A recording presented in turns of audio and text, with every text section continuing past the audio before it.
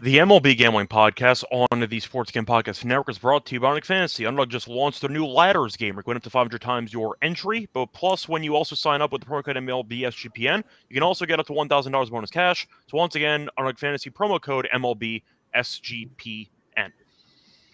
And welcome, everybody, to the MLB Gambling Podcast here on the Sports Game Podcast Network. It is a late-night episode around 7 p.m. Eastern compared to the normal time of 5. Apologies, but I forgot to mention that I had an engagement party to go to, so I ended up having something on my schedule that I had to move. Either way, though, I feel pretty good.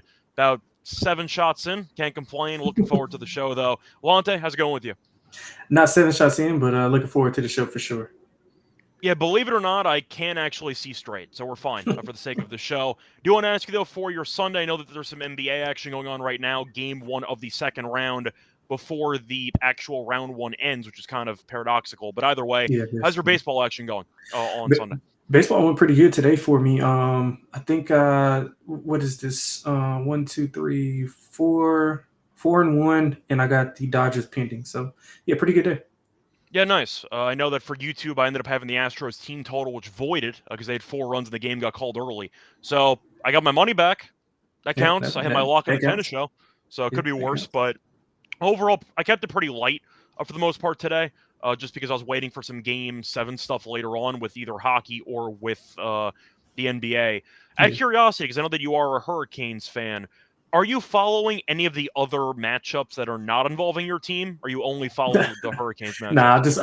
I'm following it like just from a distance and just kind of reading and reacting to some of the stuff that people smarter than me who know what they're talking about are doing. But as far as me just like tuned in or being locked in, nah, not at all. Yeah, I've been following a bit more. To be honest, when the NBA Game 7 was a blowout, I did turn it over to the Stars and Avalanche Game 7. Shout out to Rantanen. I did watch that. Shout out to Rantanen, who carried his entire team and beat his former team in a solid period there of, I think, 3 goals and an assist. But either way, time to get into the actual MLB card for the Monday games. Only 10 games on the card, so it shouldn't be that long of an episode. We tend to go quick anyway, but there's only 10 games on the card. Reminder, though, before we actually start, you can also support the SGPN free content by taking a second to give us a 5-star rating and a review and subscribing to the YouTube channels, not just for the MLB show, for the NBA show, tennis show, a college experience, you name it. You can subscribe to each individual channel to help these shows grow. Anyway, moving on to the first game on the card. We have a game with no line, so that's definitely a good start. Dodgers against Alcantara and the Marlins. The Dodgers will be favored by a lot, probably. Over-under, we don't know, but Alcantara's been horrible all season long. Dodgers are rolling. We'll see if they win tonight, but they have been on a massive heater lately, and the Marlins, we know, have been kind of up and down. I'll use the word feisty if I had to pick a word here, but overall not exactly that great. So I do want to ask you, because the Dodgers obviously be favored by a ton, are we blindly fading Alcantara? Because it feels like we're in that territory right now. Yeah, I think so. He gave up. He actually played against him the end of April. He gave up a ton of contact. The Dodgers won 15-2 in that game. I mean, if you just look at the 3 games, they scored 15 runs, 12 runs, and 7 runs. So 7 runs in 3 straight games. They were minus 200 against Sandy. This was in LA though. So I mean, maybe around the same, depending on who's pitching. He's been bad everywhere, to be fair. Yeah, well, I mean, who's pitching for the Dodgers, depending on who's pitching. I was saying Alcantara, though, just blindly has been terrible everywhere he's pitched. So. Yeah, he only pitched 2 2/3 in that specific matchup, and I think the Dodgers went with a bullpen game. So I'm looking at the over here. I'm looking at the Dodgers team total over. I mean, obviously, I don't think the line matters. They'll get all 9 at bats here. So I typically like betting on the Dodgers team totals over whenever they're the road team. Get all 9 at bats, ton of value here, especially with Sandy, who's not been in good form, and I don't trust the Marlins bullpen. I do like the Marlins offense, just don't like their pitching. So, let's go Dodgers team total over. Yeah, I see Insano mentioning the stolen base props. I've been all over these, whether it involves Cabrera, whether it involves Alcantara, even Quantrill. They can't hold runners, and Ramirez has been a very good hitter at the plate. Problem is, as a fielder, his actual throwout percentage, his caught stealing percentage is horrible. So I do like the stolen bases here. Ohtani, I think, gets 1, maybe Betts. You can go for it again. And the A's stole 3 against Cabrera today. The A's, by the way, were dead last in the league in stolen bases, so I actually thought about targeting a couple of A's guys. But they were so bad at stealing, I decided to pass. And apparently they were also apparently Cabrera's matchup proof when it comes to stolen bases. He's the new Syndergaard. We used to fade him always for stolen bases. Same idea, but nobody on the Marlins can actually hold runners. So it's something to keep in mind moving forward. Moving on to the next game, you have the Guardians against the Nationals. Now for this game, you have what should be a pretty interesting match because you do have Ortiz against Irvin. For the actual over-under in this game, I see the line being set at about 9. Guardians, though, are favored in this game, as the Guardians are at minus 115, the Nationals are minus 105. I'll ask you because Irvin's been better than Ortiz, I'd say slightly so far this season. Cleveland, though, is a better team than Washington, but I don't know if there's much value on either side. I guess I'll go with Cleveland just because I think the price is too cheap when I do figure Cleveland being the better team by at least a noticeable margin based on what I've seen so far. I think both pitchers, you can argue, are very inconsistent. That could get shelled, but I'll back Cleveland because at least I like the bullpen, and at least I know what their identity actually is. Cleveland might win a close game, could be 4-3, but I'll go with Cleveland at minus 115. Yeah, I'll take Cleveland as well. I think Ortiz has been he's been okay. I mean, he's got a lot of swing and miss stuff. He's got 31 Ks over his last 4 starts. He's coming in off his best start. He had 6 1/3 scoreless versus Minnesota.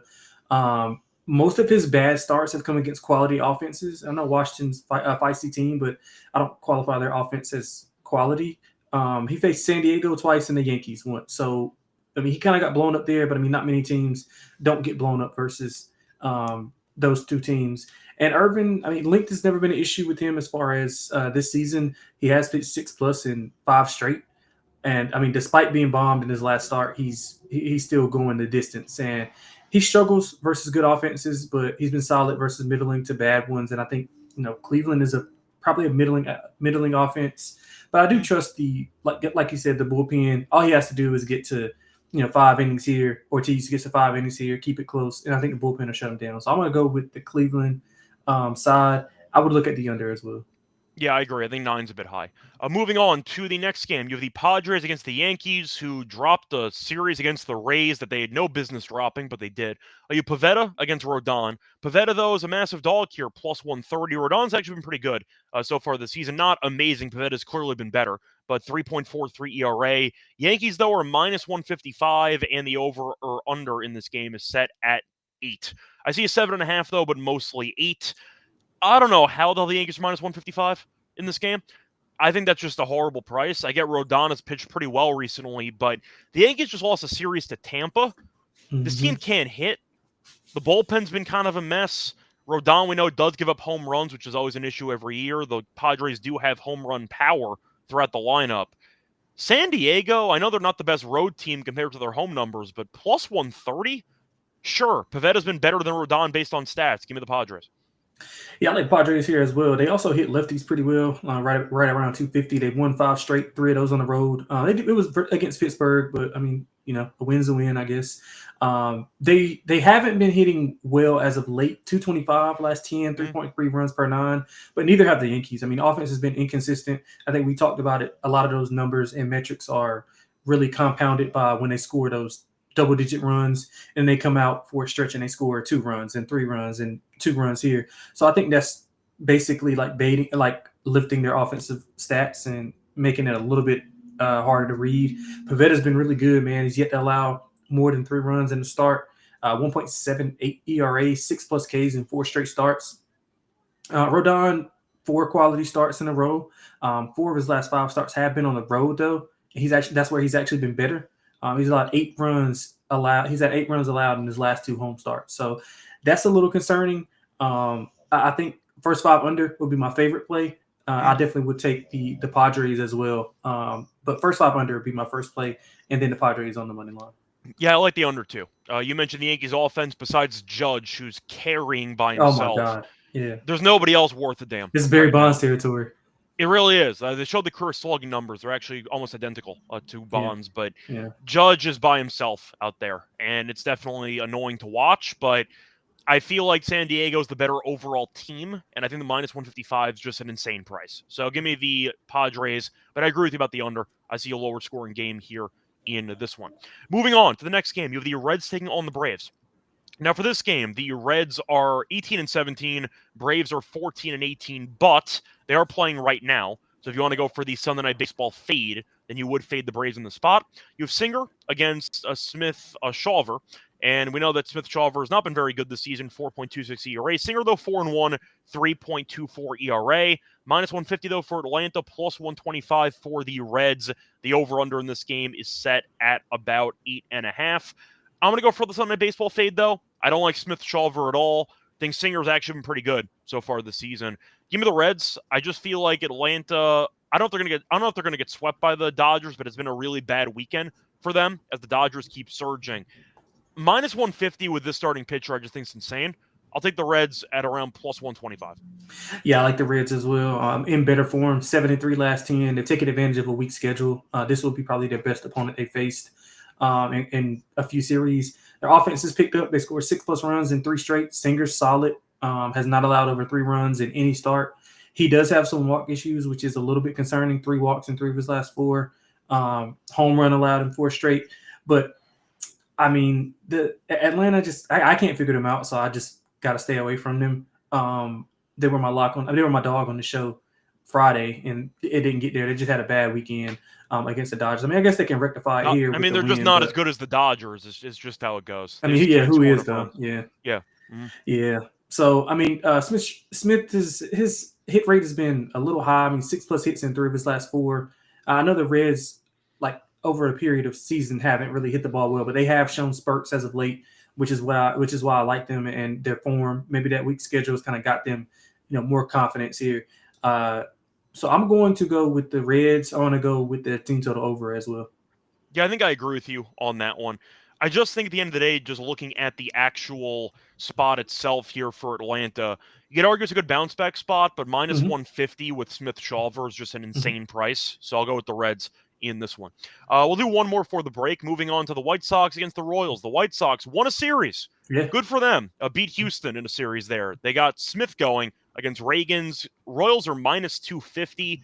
The White Sox are plus 205. I know that I did like the Royals over the weekend, but only because the Orioles suck. And that worked out to my benefit there because, damn, that team's horrible.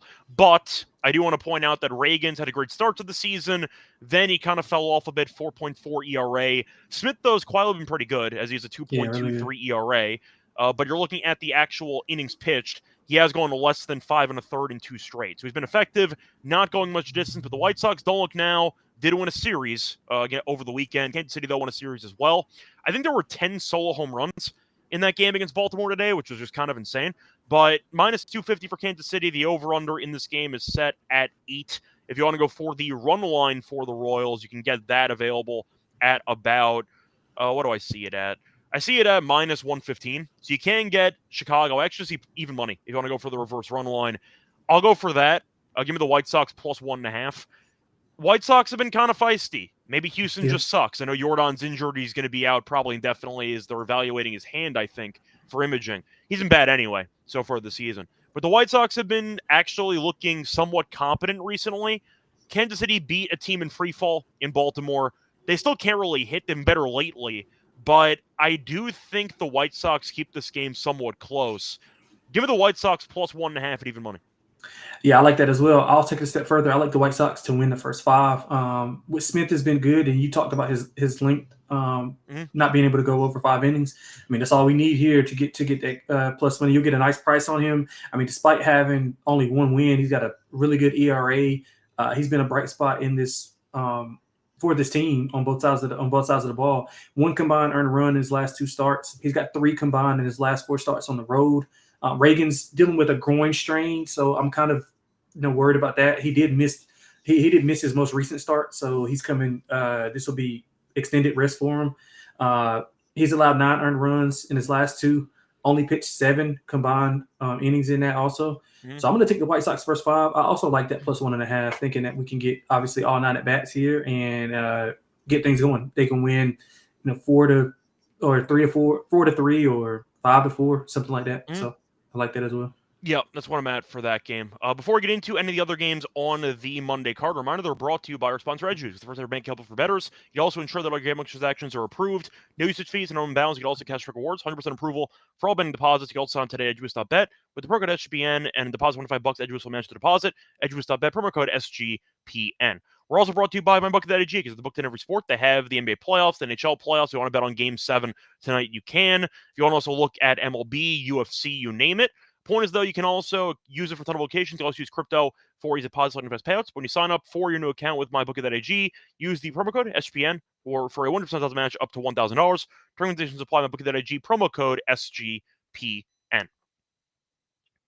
Welcome back, everyone, to the MLB Gambling Podcast. Finished going through the first couple games on the Monday card. Time to keep going with the Astros against the Brewers. Astros lost a series to the White Sox. This team is really not that good. You got Blanco against the Brewers. Brewers had a rough weekend against the Cubs. They were able to salvage the finale because Shota didn't have it and he got injured. But either way, the Brewers got the job done there on Sunday. So they lost the series, did not lose it entirely in a sweep, but you got Myers pitching, who's barely pitched this season. Blanco, though, 2-2, 5.08 ERA. Brewers, though, minus 115. Astros are minus 105, and the over-under in this game is set at about 8 or 8.5. Houston has been getting a lot of hits recently, but not a lot of big hits. Their conversion rate is horrible with guys on base lately, and we saw that today against the White Sox. They lost 5-4 in a shortened game. Brewers face the Cubs, who are really good. I really got nothing else to add there. Yeah. Crow Armstrong's been great. Tucker's been great. The whole team's been solid. But Houston can't hit. So I'll go with the Brewers minus 115. You could argue maybe the over with Blanco and with Meyer, but the truth is, without Jordan guaranteed in the lineup, even as a potential threat, they don't have much right now. So I'll go with Milwaukee at a cheap price at home. Yeah, I don't trust either team. But yeah, me either. And Houston was trending up before this weekend. This is a tough weekend. I think they were up 4-1, if I'm not mistaken, on the White Sox in that game, or they were up 3-1. Yeah, 4-0. There we go. So, yeah, that was interesting to see. Milwaukee is playing better. They do play better at home. I mean, I don't really fault them for losing 2 or 3 to Chicago. I mean, Chicago's white hot right now. What are the Cubs? Top 4, top 3, top 2? Where do you put them right now? Definitely top 3. Top 3. Yeah, definitely top 3. Just because they play. If you look, I mean, I don't know. We're going to talk about the Cubs later, but like they played a really tough schedule. I think they just played their first division game like a week ago. If I'm not mistaken. They've actually had success against the Dodgers. Most teams don't have that, so they're very good. Exactly. And I mean, generally they hit the ball better at home. Milwaukee, that is, they hit about 247 at home. But I don't really. Their bullpen ERA is almost 5, and their starters ERA is above 5 in the last 10. Myers, third start of the year, 3 combined inning pitches in his last 2, so he's not really going a lot of distance. He's walked 7 guys in 2 starts, so that's kind of concerning. Maybe Houston can kind of convert and they regress positively here. So I'm going to take a buy low spot in Houston. Don't really love it, but I'll take them to avenge their tough weekend and get a win here. Yeah, just to ask you, though, because he's been really bad this season, but of course now he's injured. We'll see how long he's out for. How many cents to a line do you think Jordan is worth, even though he's been very underwhelming so far this season? Yeah, just a pure, like, his presence, is worth. I would say, what is it, 105? I think it probably would be, like, I think not Dodgers. I think the Houston would be probably like 120 if he was in the lineup. I think that sounds right. I think he's probably worth about 15 cents. Yeah, about 15 cents. Houston also has a serious problem in their lineup. They have no lefties at all. Yeah, like, they use a couple of switch hitters, but it is all righties. And I feel like that is very problematic because you want to mix and match something, and they have none of that. They got no variety. I know Caratini's a switch. I believe Walker's a switch too. That's it. That's all they got with Jordan being out. They have no lefties. So that is a bit of a problem there. They have in the lineup construction, something worth mentioning. They really do need a lefty bat. And without Tucker being in the lineup because they traded him, they don't really have anybody from that side. Something to keep in mind moving forward. Moving on to the next game, you have the Cubs, who we just talked about, as they host the Giants. For this game, you have Raup against Boyd. Cubs are minus 150. The Giants are plus 125. And the over-under in this game is around... I see 7.5 so far as the line. Now, the Giants had a bit of a weird weekend because they got off to a slow start against the Rockies, but remembered, wait a second, They're the Rockies, and they won the next 3 games by 3+ runs. So they were able to win the series. As for the Cubs, they had a good series against the Brewers over the weekend. Did end up losing the finale. No shame in that. They still are very solid this season. Both teams have been good. Giants are quietly 22-13. People think this team's good. They don't realize how good, because right now they're a 1 game better than the Cubs, and the Cubs are clearly better than the Giants, but still. I'll ask you for this actual pricing. Do you think 150 is fair on Chicago? And second of all, do you want to take it? Yeah, I think it's fair. I will take the 150. It's basically just a fade of Route, however you say his name. He's allowed 9 runs, 7 earned over 8 innings in his last 2 starts. His hit rate is way up, which is not where you want to be against this Cubs offense. His walk rate has been up as well. He's had 3 in he had 3 walks exactly in 3 of his last 4 starts. 4+ runs allowed in 3 of his last 5 road starts. So all of these point me to the direction of Chicago. Chicago was 4-2 in their road trip with Milwaukee and Pittsburgh. 4-3. I'm sorry, 4-3. 6+ runs in 3 of those 5. So they were 4-3 or 4-1. They lost to Milwaukee today, and I think they lost to Pittsburgh. The first. I thought they won both series, didn't they? Well, they won both series, but I think they lost 1 game. They lost. No, maybe it is 4-2. I think they lost the first game to Pittsburgh of that series, and they went 4-2. Yeah, 4-2. Yeah, my bad. So they scored 6+ runs in 3 of those 4 wins. So Boyd, his hit rate has been high as well, but teams not been capitalizing. He had 22 hits his last 3 starts versus 7 earned runs. So that's maybe a little bit concerning, but I do think the Cubs can hold them down. So I like the Cubs. I like the team total over as well. Yeah, I agree. I learned absolutely nothing from watching the Giants win 3 straight games against the Rockies. So I'll go with the Cubs. They're the better team, especially at home. I think they'll look sharp. Boyd's been good. We know he's had some injury issues. He was successful with Detroit a couple of years ago. He even bounced around with Cleveland for a bit. He's fine. But the fact that he's healthy, I think, is definitely worth something, and the route's been really bad. So I agree with you. I'll give me the Cubs in this one for this game. Moving on to the next game, you have the Pirates taking on the Cardinals. Good for the Cardinals, by the way. They finally beat the Mets. Took an eternity, but you finally beat the Mets, so good, nice job salvaging the final game of the series. They're actually playing right now for the doubleheader. So a bit of a bad spot there for St. Louis, playing a doubleheader on Sunday, playing again on Monday. But for this game, you have Milodzinski pitching for the Pirates, who's been really bad, and Mikolas pitching for the Cardinals, who was good last start, but he's also not very good. For the over-under, I see 8.5. Now, for the pricing, I think 160 for Mikolas is steep. Now, he has been better than, once again, the opposing pitcher for Pittsburgh, but the doubleheader does concern me with bullpen usage, etc. I think I just like the over in this game. I just give me runs. I'll back Pittsburgh for 1 day to not embarrass themselves out there. But give me runs in this game. I'll go with the over. Yeah, I agree. Pittsburgh took 2 of 3 early April versus St. Louis. 2 of those did go over, so I'm in line with you with the over. Pittsburgh's got 4 straight losses. All of those were at home. They've lost 8 of 10. They lost 8 of their last 10. Tough schedule though. They played the Dodgers, the Cubs, and San Diego all in a row. So I mean, no shame in losing to those teams, but they didn't really put up a ton of fight. They also haven't hit righties well in their last 10. They're hitting like under 215. Majinski, he allows a solid amount of contact. Not a ton of length, which is bad because St. Louis offensively is really good. They're 7-3 at home, so they perform well. I do want to see what the bullpen does, but Mikolas has been a really good, man. 2.14 ERA in his last 4 starts. He's coming in off 11 2/3 scoreless, no home runs allowed this year, and he's going against an offense who is not potent at all. So I'm going to take St. Louis on the run line here, and I'm going to take their team total over. Yeah, I know Mikolas has been good lately. Maybe it's just PTSD. I agree. Really want to back him, but I like the over-outs for Mikolas because they are going to burn the entire bullpen today. So if you want to go for some angles there for a starting pitcher, maybe Mikolas to record the win, which could be an interesting market because they might be leading after 5. We'll see how long Mikolas goes. Plus, Mikolas, because he doesn't strike out many guys, tends to go distance because his pitch count's under control more often than not. So I don't mind the Mikolas win prop for this game. Moving on to the next game, you have the Mets taking on the Diamondbacks. The Mets had a good series over the weekend, did lose the game on Sunday.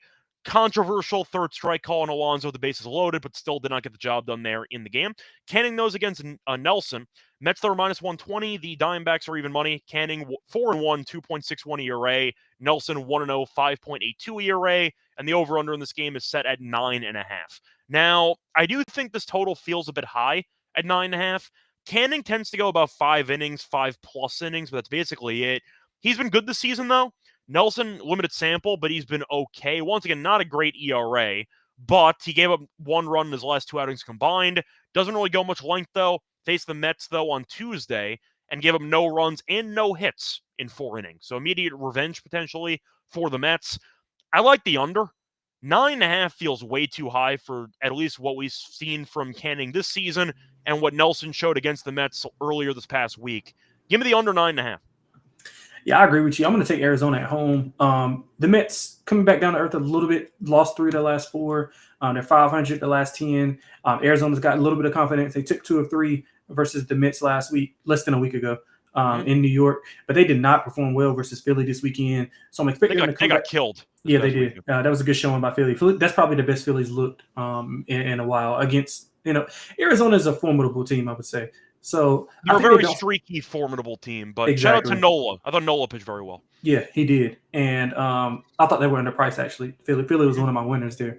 But I think Arizona comes back home and gets a little bit of I guess some home cooking. And I think they get this win against the Mets. I don't mind the even money. I think Canning, though, has been solid. Nelson, small sample, not going much distance. I'm not sold on that Arizona bullpen, which could be a problem. That's true. I might go first 5. I still think 9.5 just feels too high, especially when Nelson gave up no hits against this team earlier this past week. I just think the total should be, in my opinion, 8.5. I think 9.5 is too high for this game. Moving on to the last game on the card, you have the Mariners, who did not complete the sweep. They lost the finale to the Rangers against the A's, who were able to survive and win the final game against the Marlins. They probably should have swept. Miller gave up that home run to Stowers to lose the Saturday game, and then they're bouncing back, winning on Sunday. But you have Miller against Severino. Both pitchers, similar numbers here, 3.52 ERA for Miller, 3.3 ERA for Severino. Seattle, though, minus 120. A's are even money, and the over-under is set at 9. Seattle's been the better team. Seattle's been really good. I know Texas can't really hit. Did lose the game today. Texas had 1 inning where they kind of exploded, but they won the series. Really not a bad weekend for Seattle. The A's were fine against Miami.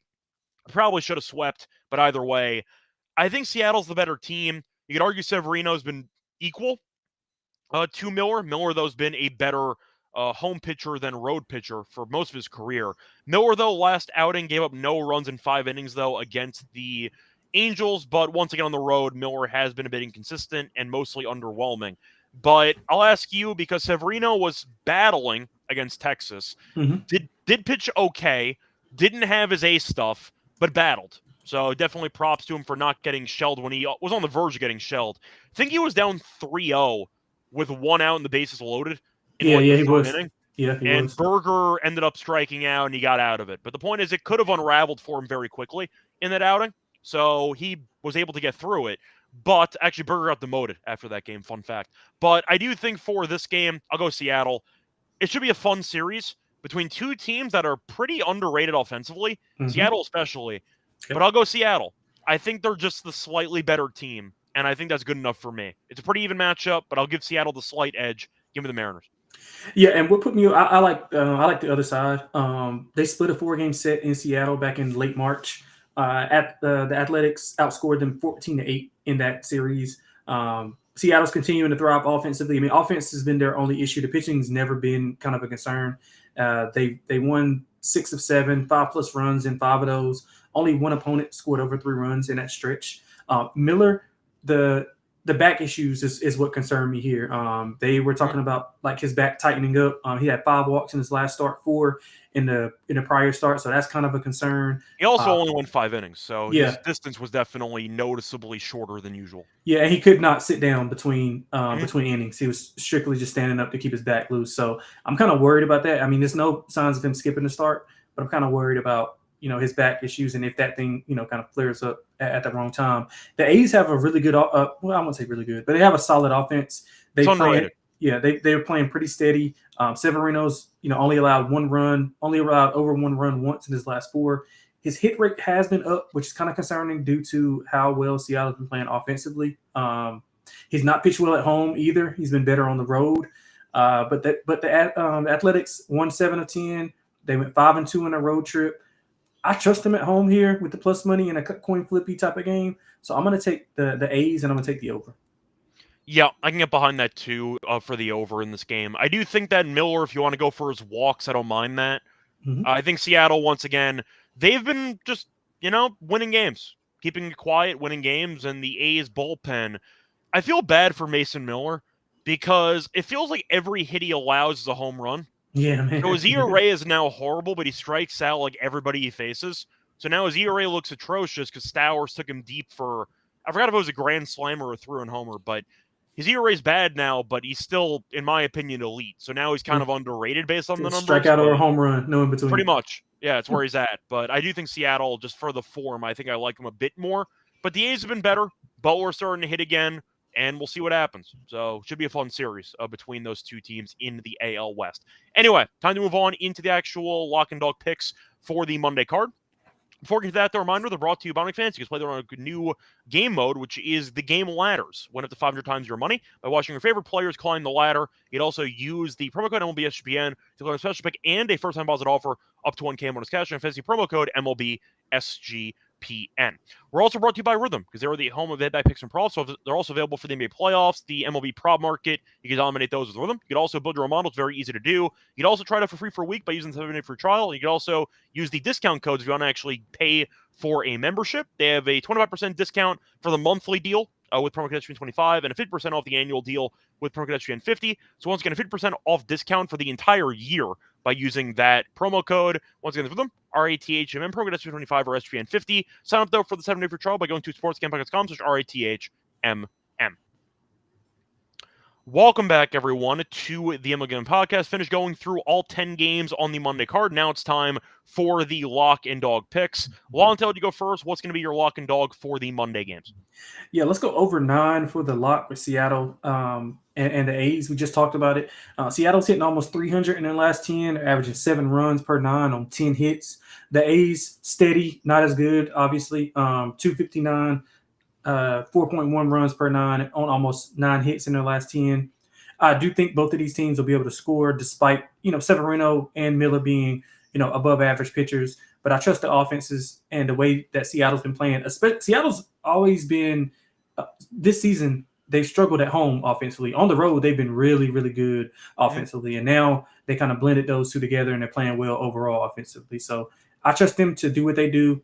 I trust the A's to kind of get things going as well. So I'm going to go over 9 for that as the lock. Dog-wise, let's go with I'm going to fade the Yankees, man. Let's go with San Diego plus 125. Just think price-wise, it's a little bit off due to, Rodon being – I guess his numbers being better as of late. But if you just dig in a little bit, he's been better on the road. A lot of that damage has come on the road and not at home.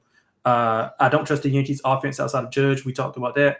So I think the Padres kind of got going. They hadn't been performing well on the road. They got going this weekend with that convincing wins versus the Pirates. Short road trip, obviously right up the street. They don't have a ton of travel. So I like them to get things done against New York. I think it'd be a great series, though.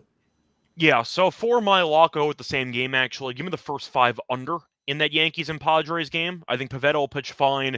Besides Judge, nobody really scares me on that lineup right now. San Diego's also been kind of up and down offensively lately, so I do think that looking at the first 5 under 4.5 is appealing. It's a minus 125 on FanDuel. I'll take that as my lock. For my dog, I will go with the I think I'll go with the Reds, actually, at plus 125.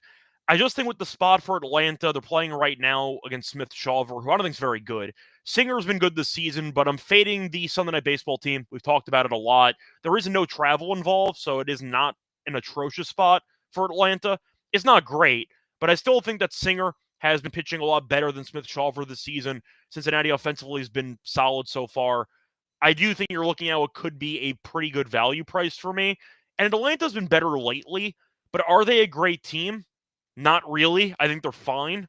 I just feel like the price is a little bit steep here. So I'll go with the Reds money line at plus 125 as my dog. Lonte, will ask you because you can choose to do so or you can abstain. Do you want to go for a home run pick or don't even bother? I'll throw one out. I mean, I haven't been that good at them so far. You had a couple. I know you and Mal had a couple on the same show. Yeah. I've been okay. I mean, overall, probably up a little bit, but just as of late, I haven't hit one. Yeah. I haven't hit one in a while.